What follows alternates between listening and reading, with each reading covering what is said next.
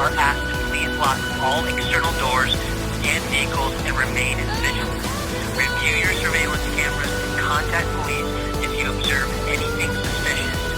If you see this individual, do not approach him.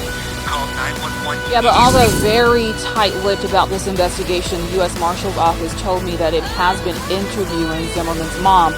The office explained that an investigation is being conducted.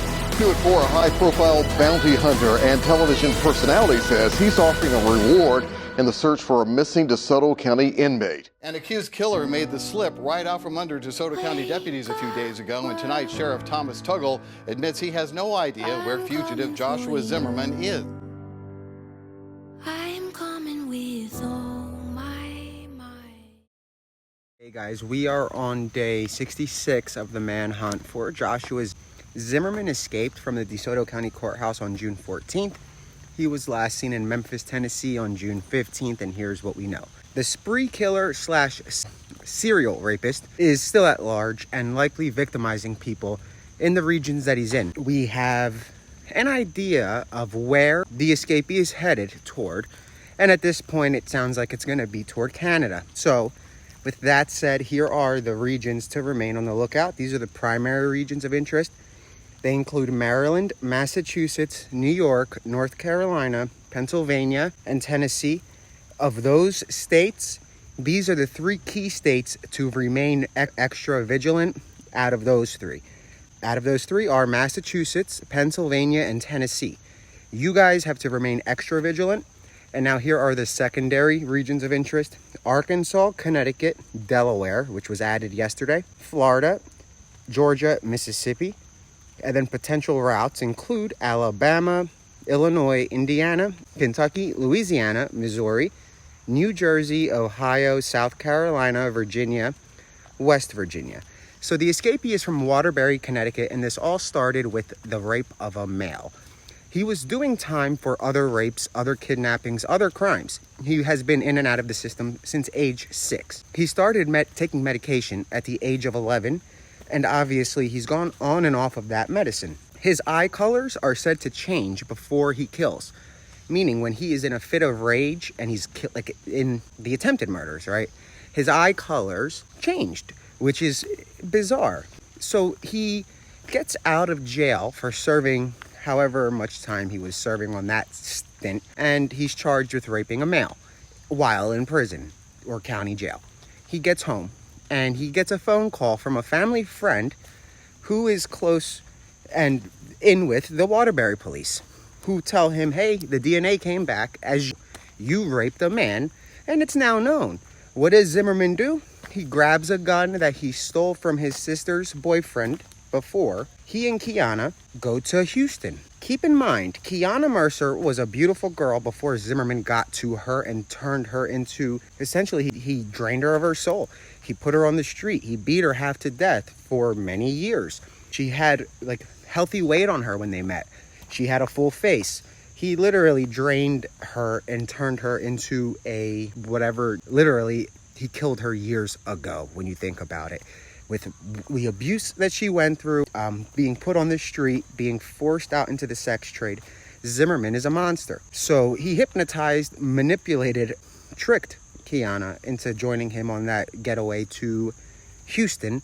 They get to Houston. Kiana, who stuck by his side, and she thought he loved her, and he put out the whole thing that he loved her, right? She speaks with her dad, not about Zimmerman, but he thinks that she's telling on him. What does he do? Gets his gun and blows her brains out. Literally, in the police report, it says that they found her brains splattered across the room, and she was in a puddle of blood, and it was a gruesome scene. Leading up to that, he was kicked out of the hotel, guys. So that's how good he is. Before Kiana died, and before he killed her, he was kicked out of the hotel. He tricked his way back in, using one of his many burner phones, using one of his many aliases, one of his thousands of excuses and stories. He gets back into the hotel, goes in and kills her. Police are called. At the time, his name was Damien, flees Houston, Texas with $150 in his pocket and gets to Mississippi using a Greyhound. When he gets to Mississippi, he finds his next victim, a man who he befriends and says he wants to work for. The man, small town Mississippi, all-American town, trusts the guy and wants to give him extra work, right? That's a trusting area, and they're not expecting a spree killer slash rapist that rapes men and women to be there. So he gives Zimmerman a job. Zimmerman, a few days in, comes back to do some work, but instead his work consisted of pulling out a handgun and shooting the homeowner, trying to kill him. He robs him, steals his truck. The homeowner is rushed to a hospital, and a couple days later, Zimmerman is pulled over in the homeowner's truck and arrested for attempted murder, armed robbery, and carjacking. They take him to South Haven Police. They process him. They get a call from the Houston Police Department saying that's not Mike, who they had him in the system as, captured Mike. And it's not Damien. It's Joshua Zimmerman, a spree killer, a wanted rapist who is wanted in so many states. South Haven knew the threat, so they obviously enhance it and they put it in the system that this guy is not just your average carjacker, right? Fast forward to June 14th. For 200 plus days, Zimmerman's mother was sending money to correctional officers via Cash App in DeSoto County. She was sending it on behalf of him because he was doing, it wasn't all her money, it was his money as well. He was hustling in the jail. So he would have people Cash App him from the streets. The way they do it is like another inmate will call his family at home or her and say, hey, can you send $40 to this Cash App because I'm gonna get drugs, I'm gonna get my hair done, I'm gonna get a tattoo, yada. So the mother was receiving money for, well, close to a year, and that money was not sitting, right? It was being sent to another account, which lo and behold is like a savings account, right, guys? Because now Zimmerman, a year's worth of work, has that money plus 600 extra bucks as a little, I guess, present for breaking out. So he gets that. He vanishes. He's seen the next day in Memphis, Tennessee. The day of the escape, DeSoto County did not go near Memphis. They stayed back, right? They let the escapee get out of state and cross into Tennessee. They see him on camera the next day, and that's when authorities in Memphis begin looking because DeSoto County did not alert them of the escape. Now, meanwhile, like your average escape, you would have a little bit more to work with, like some surveillance footage that went missing in this case. There is not much. So Zimmerman, right now, is either in a trap house or an apartment, and there is no in between. So again, guys, he is wanted in 3 states for the most vile crimes: raping men, raping women, harming kids, harming elders, anything, anyone that is manipulatable, anything that is overpowerable, he will victimize. Whether it's a human, whether it's anything else, whether it's a man, whether it's a woman, if it has a pulse and he can overpower it, he's going to do that. And if you have a gun and you think that you can approach him in some kind of a Wild West thing, it's not going to work because he will shoot you. And then you better start, first, you better hope it's him. Second, you don't want to get in a shootout with somebody on death row because he's already on death row.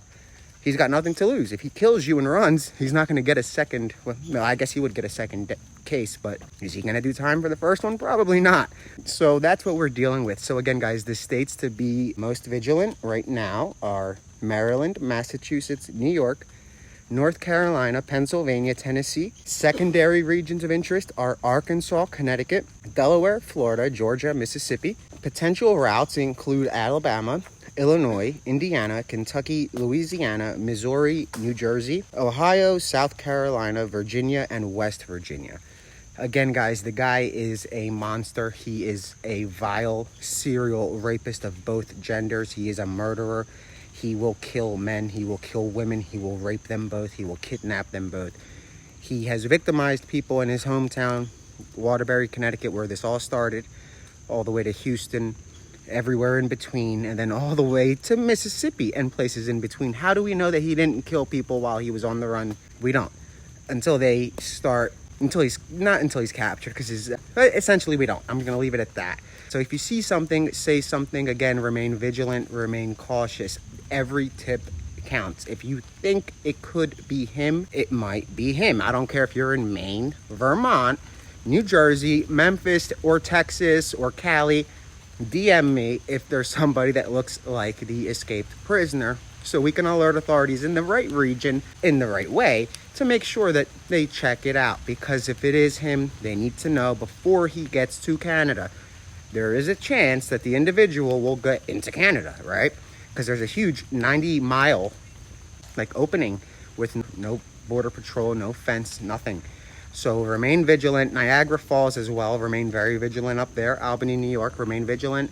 And then all the other areas that I mentioned before, specifically also for some cities like Wilmington, Delaware, Philadelphia, Camden, New Jersey.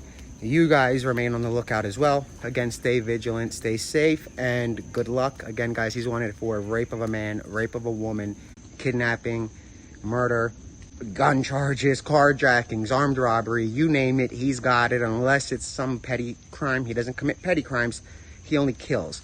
Stay safe, stay vigilant, and good.